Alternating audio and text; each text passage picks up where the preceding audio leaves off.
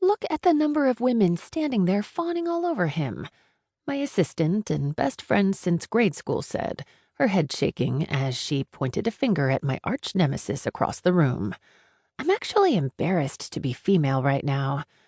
I pushed her arm down before he noticed and did something mortifying in response, like inform the entire room that I was in love with him or something. I wouldn't put it past him. James Russo loved to embarrass and humiliate me. He'd been doing it since high school.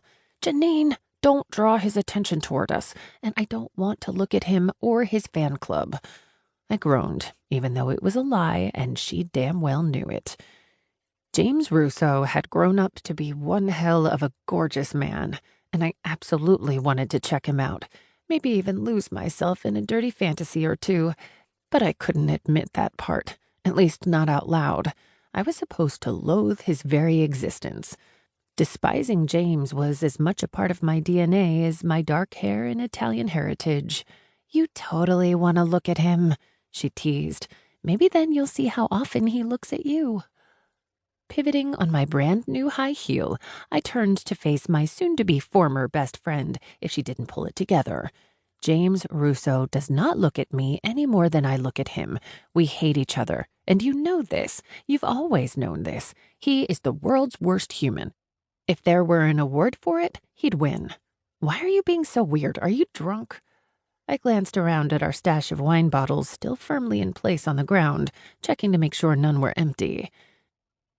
If anyone knew how much James and I couldn't stand one another, it was Janine.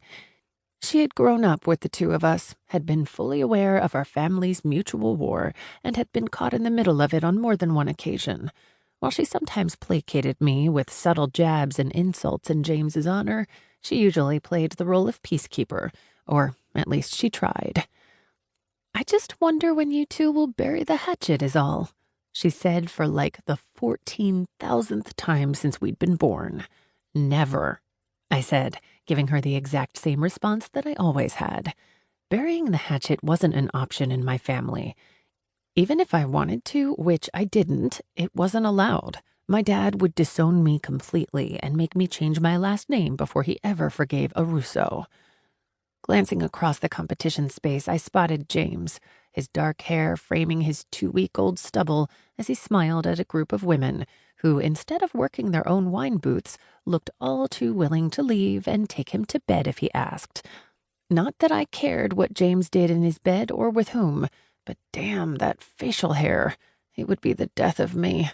I'd spent one too many nights dreaming of the way it would feel as he dived between my thighs or as he kissed me, brushing across my cheek.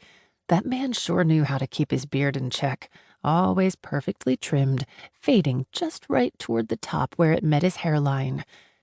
It annoyed me as much as it turned me on, which was saying a lot since he was the most annoying human in existence.